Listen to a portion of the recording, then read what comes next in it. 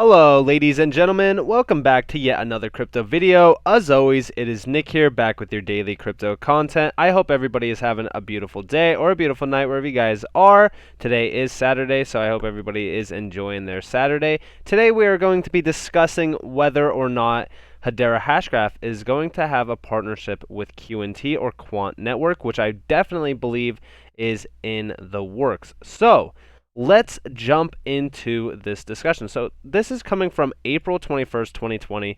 This is announcing Hedera Consensus Service plugin for permission blockchain networks. Now, if we read down here, they're talking about the Hyperledger Fabric plugin, also the Corda plugin and the Corda demo. Now, this is bringing public DLTs to enterprise use cases. Now, the interesting thing about this is we're also talking about the distributed ledger network. That is on Quant's end. Now, we'll jump into that here shortly. I do just want to say we do have enterprises have invested significantly to explore the appropriate use cases of distributed ledger technologies. They leverage mature software platforms which provide the operational development and governance tools to focus on the business requirements around their use cases. Now, if we come down here, if you guys don't know what the Hyperledger Fabric or Corda are, they pretty much give you a breakdown here. The Hyperledger Fabric has been deployed in hundreds of applications, including use by 30 of the Forbes Blockchain 50. The trade-off to Hyperledger Fabric's multi-purpose nature is that the deployment of a network requires custom configuration from application UI down to the gossip between nodes, which, yes, nodes will be able to pretty much talk to each other, or if you will, transact with each other and stuff like that. And that's pretty much what this allows it to do. The Hedera Consensus Service leverages the pluggability of Consensus in Fabric to connect the network to the Hedera mainnet as the order and engine of transactions. In doing so, application builders can continue to focus on the use cases and its associated business value while building on a decentralized foundation. Now, Corda, we do see similarly to Hyperledger Fabric, R3's Corda provides a suite of tooling for leveraging distributed ledger technology for a specific use case. In the Corda architecture, notaries are used to validate transactions. The validation may include validation of the transactional data, but will always include validation that a given state has not been consumed before, therefore preventing double spending. Now, the reason why I'm even talking about this is if we see down here, we are exploring supporting integrations into other permission distributed ledger technologies, including Hyperledger Avalon, Quorum, and others. Now, with Hyperledger, what Hyperledger allows us to do for Hedera is it basically runs a lot of this stuff that we see in the public ledger, but mainly it's the Hedera Consensus Service API. If we see here, this is consensus for application. We do see enterprises and industry consortia, building applications using industry standard development environments or permission blockchain and distributed ledger frameworks, such as Hyperledger Fabric or R3 Corda, gain the benefits of privacy, low cost, and flexibility of the development. Now, we're talking about Web 3.0 as well down here, which we do see, but when used standalone, these applications and their associated networks remain siloed from one another, require complex and centralized configuration to achieve transaction ordering, and lack the fundamental element of public trust that is central to Web 3.0. And Corda is mentioned 7 times in this entire article. We see decentralized order and service for permission networks, which this is basically how that works. We also see the Corda HCS extension, HCS demo as well. Now, I don't know where all the other mentions are, but there is a few in here. And this is talking about just overall running the application and the overall network. But the thing that's interesting between Hashgraph and QNT is QNT is also leveraging Corda and Quorum DLTs. And Hedera Hashgraph is a Corda DLT with Hyperledger Fabric too. I mean, this is crazy how both of them are mentioned here. But we do know that Overledger is working with XRP ledgers too, and Ethereum, and also Bitcoin. So I would not be surprised if this is allowing XRP and also Hbar to kind of communicate with one another and work together. I mentioned multiple times that these are both, interoperable to each other.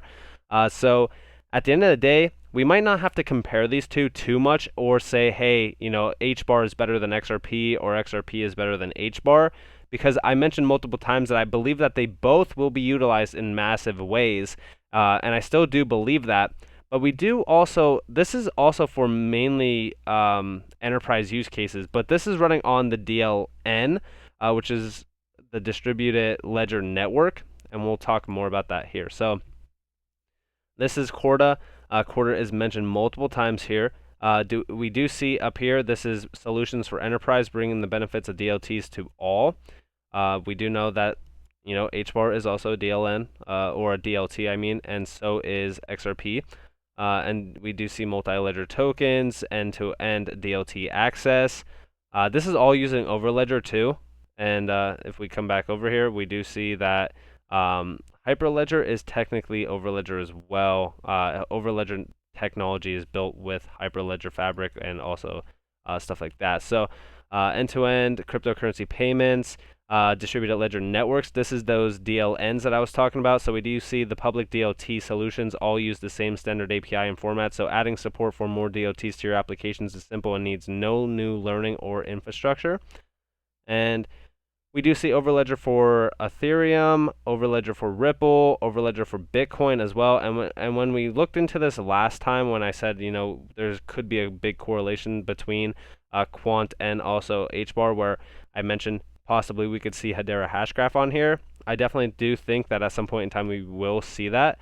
And we do see companies and developers that want to create apps which use the Ripple network. That's who this is for. That's why they would basically be utilizing this. And we do see why and then how does it work as well. Bitcoin as well.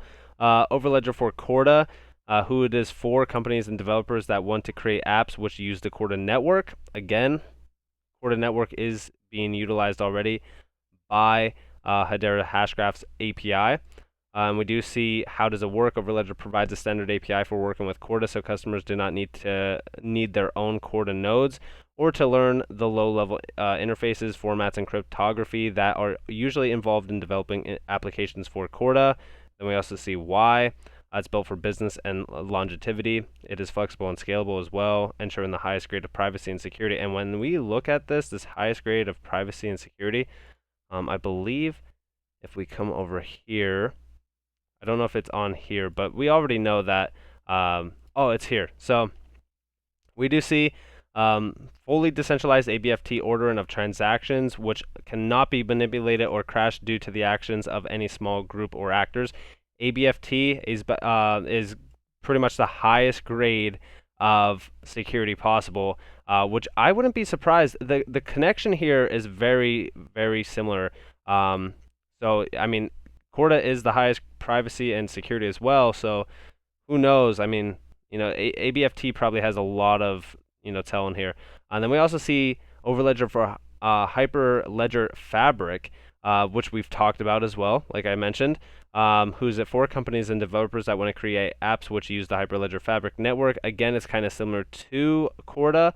We also see Hyperledger Basu, which I thought this was very interesting to see overall, and they do have a ton of solutions too for like enterprise use cases and stuff like that, which we just kind of went over. But we do see for developers as well, enterprise is here. This is DLT is going mainstream, which we've talked about overall in my last Q&T kind of video. Now I didn't go in depth on this at all, and I mean I could definitely do that if you guys want me to, but I definitely think that all these DLTs are going to be utilizing Quant at some point in time. Quant is going to be a massive project, especially if we look at the price right now. Price is skyrocketing. I mentioned, buying down in these levels was pretty good. I mean, I wish that I would have been able to buy back here, but it is what it is. If you guys were buying back in, March of 2020, congratulations, that's insane. You guys are basically experiencing like over a 20x here. Now, I do think that this one is going to like $10,000 plus.